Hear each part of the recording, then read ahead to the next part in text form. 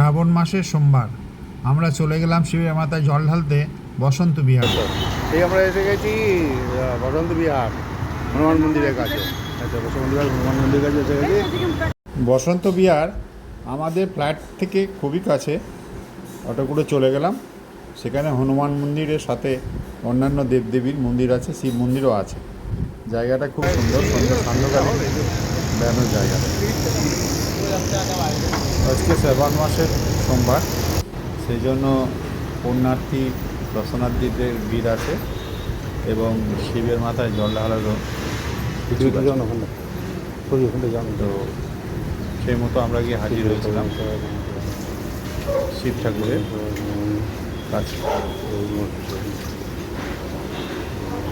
ওম নমঃ শিবায়, ওম নমঃ শিবায়, ওম নমঃ শিবায়।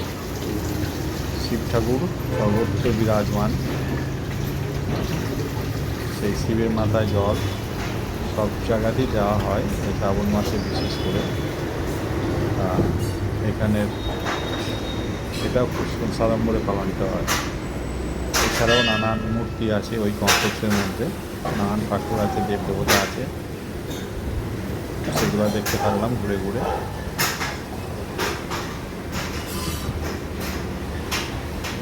রাম সীতা, রাধাকৃষ্ণ, হনুমান মন্দির, পবনপুত্র হনুমান দেখতে থাকলাম এবং সেখানকার পরিবেশ মনোরম।